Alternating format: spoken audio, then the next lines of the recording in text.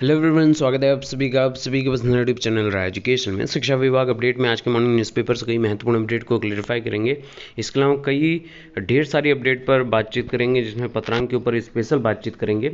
शिक्षा विभाग अपडेट में शिक्षकों का वेतन जारी न हुआ तो नपेंगे बीएससी, ये सख्त आदेश दिया है आपके राज्य स्वतंत्र प्रभार बेसिक शिक्षा मंत्री डॉक्टर सतीश चंद्र द्विवेदी ने, जिसमें उन्होंने स्पष्ट कहा कि सत्यापन की तीव्रतम गति पर काम करे विभाग, और इसका प्रभाव कहीं ना कहीं मैं पिछले 2 से 3 दिनों में देख रहा हूँ। प्रत्येक जनपद में इतनी तीव्रतम गति से आज तक काम नहीं हुआ, जैसे कोविड जैसे हालातों में इतनी तीव्रतम गति से काम हो रहे हैं। हाई स्कूल की परीक्षा निरस्त करेगा बोर्ड, पूरी तरीके से ये संभावनाएं हैं। परीक्षा नहीं होगी, आपके 6 और अर्धवार्षिक के अंकों के आधार पर प्रमोट करने की पूरी इच्छा है बोर्ड की, और इंटर के परीक्षा के ऊपर 1 जून को फैसला लेने की बात है। नवनियुक्त अल्टी ग्रेड प्रवक्ता का वेतन जारी करने का भी दिशा निर्देश जारी कर दिया, यानी कि जो भी शिक्षक साथी है नवनियुक्त विभाग में जो भी तैनात हैं, उनके लिए कहीं ना कहीं विभाग अब पूरी कमर कस लिया। क्योंकि ऊपर से लगातार प्रेशर क्रिएट किया जा रहा है।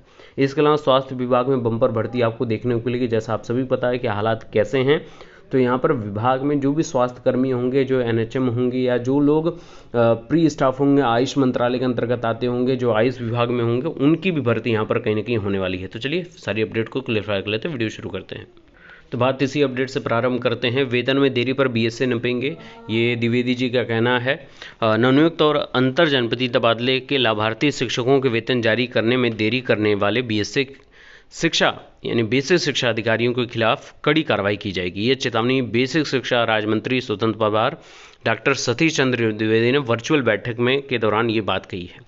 उन्होंने कहा है कि 69,000 शिक्षकों को वेतन देने में प्रमाण पत्र के सत्यापन की गति धीमी है, इसे तेज किया जाए। डॉक्टर तिवारी सोमवार को गोरखपुर, बस्ती, आजमगढ़, देवीपाटन व अयोध्या मंडल के मंडलीय सहायक निदेशकों व 19 जिलों के डायट प्रचार और जिला बेसिक शिक्षा अधिकारियों के साथ वर्चुअल बैठक कर रहे थे। उन्होंने कहा ये जो मंडल है, इसके ऊपर मैंने आप लोगों को वीडियो में बताया था कि इसकी बैठक होने वाली है वर्चुअली, और डायरेक्ट शिक्षा मंत्री ने इसका वर्चुअली बैठक में संबोधन किया। उन्होंने कहा कि अंतर जनपदीय स्थानांतरण प्राप्त शिक्षकों के अंतिम भुगतान प्रमाण पत्र यानी कि एलपीसी, क्योंकि ये शिक्षक रह चुके हैं प्राथमिक परिषदीय विद्यालयों में, तो इनको सारी चीज़ें पता है कि कहाँ कहाँ क्या क्या परेशानी है।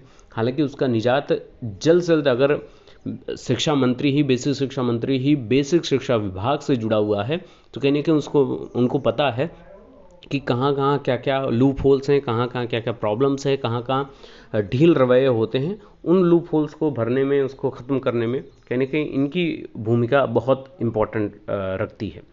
तो भेजने में देरी करने वाले और एलपीसी प्राप्त होने के बाद वेतन देरी करने वाले जिला बेसिक शिक्षा अधिकारियों के खिलाफ कड़ी कार्रवाई की जाएगी। और कहीं ना कहीं यही बात मैंने कई बार बोली, आप लोगों को पता होगा, और आप जो लोग जुड़े हैं वो उनको पता होगा कि अधिकारियों की अगर कार्रवाई पर या अधिकारियों के कार्य पर अगर प्रेशर क्रिएट होने लगे कि किस प्रकार से आप जवाबदेही तय होने लगे, तो कहीं ना कहीं जो लूप होल्स हैं वो कब के भर जाएं, है ना।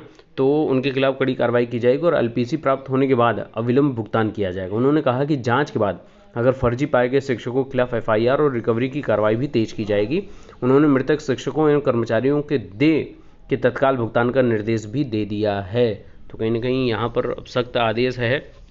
और मैंने आप लोगों को कई बार बोला है कि जून माह में मैक्सिमम 75 जनपदों में जो शिक्षक परेशान हैं, मतलब मोटे मोटे तौर पे कहूँगा तो 1 महीने का और आपको विलंब है, 1 महीने का और इंतज़ार है इस 1 माह में।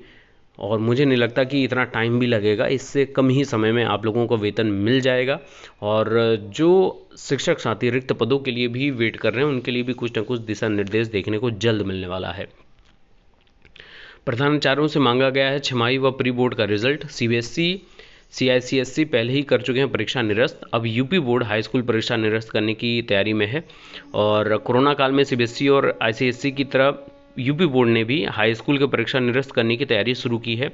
सचिव यूपी बोर्ड दिव्यकांत शुक्ल ने सभी जिला विद्यालय निरीक्षकों से हाई स्कूल के छमाही और प्री बोर्ड परीक्षा के परिणाम मंगलवार तक बोर्ड की वेबसाइट पर अपलोड करने के निर्देश दिए हैं।